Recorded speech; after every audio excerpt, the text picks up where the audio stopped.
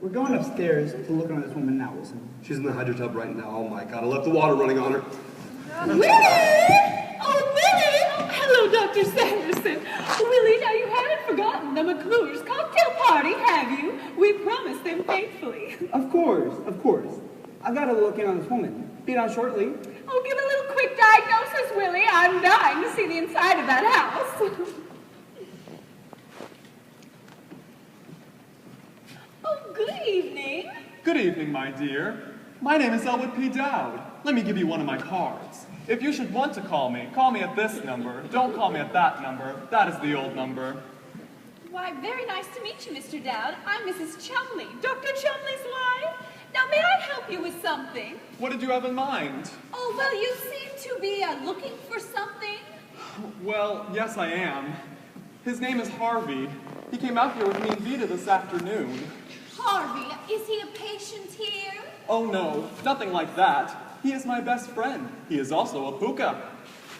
Oh, well, where was he when you last saw him? He was there with his hat and coat on the chair.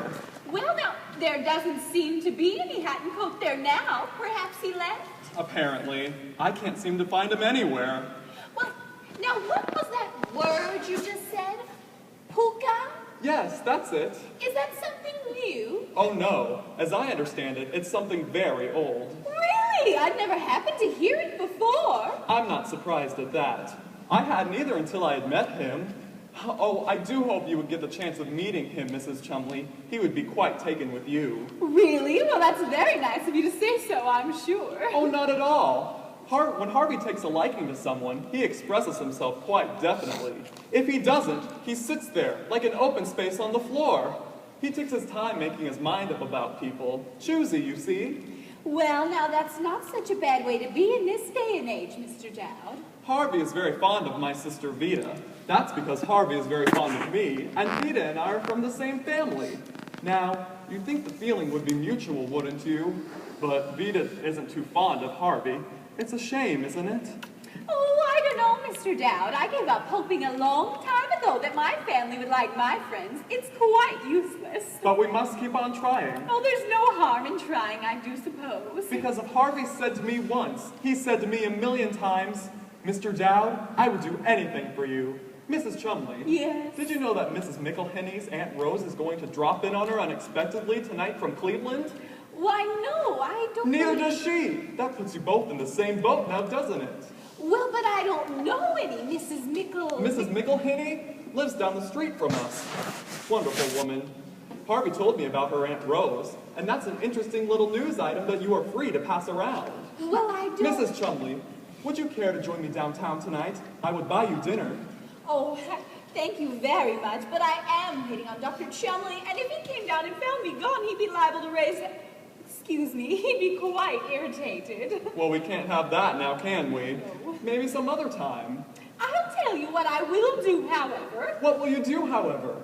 Well, if your friend comes in while I'm still here, I'd be glad to give him a message for you. I would certainly appreciate it, if it's not too much trouble, of course. No trouble at all. What would you like me to say? Well, ask him to meet me downtown, if he has no other plans, of course. Meet Mr. Dowd downtown. Any particular place downtown? Oh, he knows where. Harvey knows this city like the back of his hand. Harvey, you know where. Harvey what? Just Harvey. Oh, I'll tell you what. What? The doctor and I are headed right downtown to 12th and Montague for a cocktail party at the McClure's. A cocktail party at 12th and Montague? Why, yes. We can give your friend a lift into town if he comes in while we're still here. Well, would you? Oh, certainly no trouble at all. Dr. McClure's having this party in honor of his sister from Wichita. Dr. McClure has a sister from Wichita? Oh, you know Dr. McClure. No. Mrs. Chumley, would you please come downtown with me and have dinner? Oh, why, thank you very much, but I just simply couldn't. Well, I must be going. I have to find Harvey. If he happens to come in, you can't miss him. He's very tall, like this. Good night, Mrs. Chumley. Good night, Mr. Dowd. That Simmons woman. She's so uncooperative, Doctor. she refuses to admit to me that she has this big white rabbit, insists that it's her brother's. Give her Tuesdays at 9, another at 10.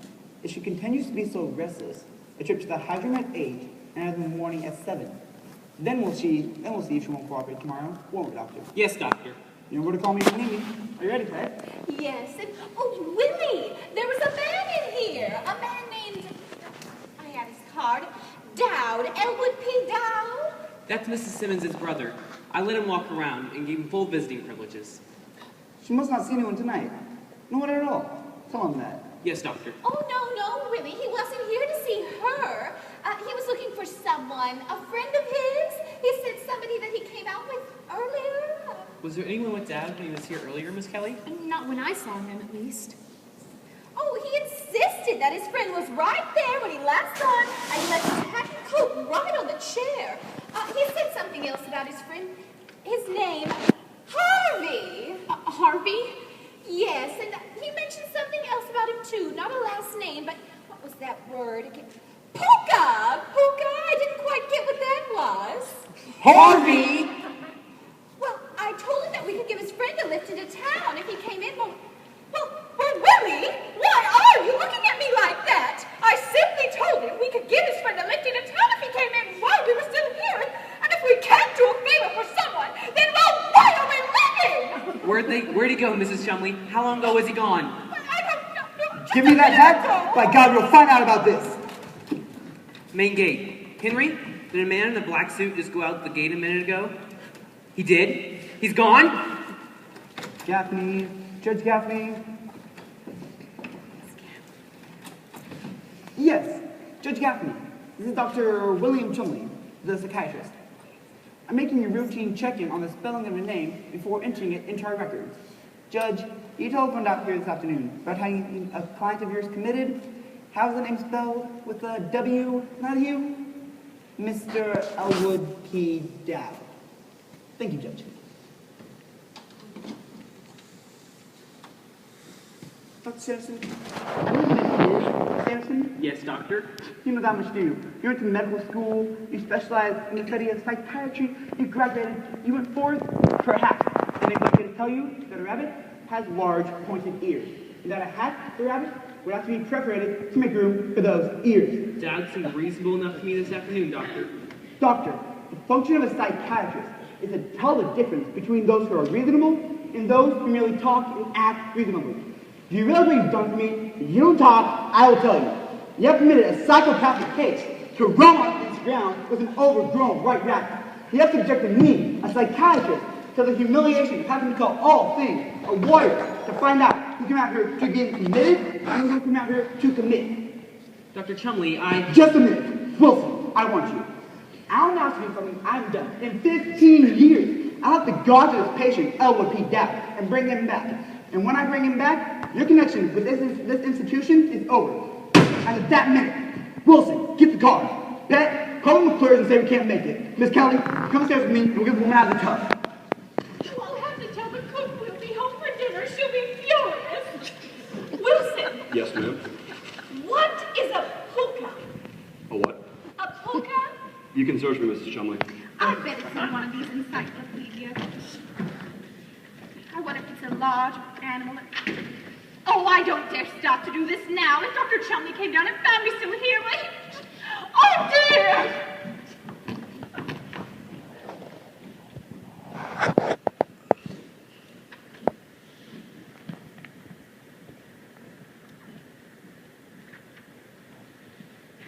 P-O-O-K-A. Puka, from old Celtic mythology, a fairy spirit in animal form, always very large. A puka appears here and there, now and then, and to this one and that one at his own caprice. Very wise but mischievous creature. Very fond of rum pots, crack pots, and how are you, Mr. Wilson?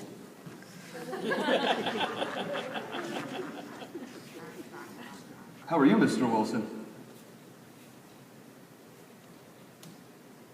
Who in the encyclopedia wants to know? Don't.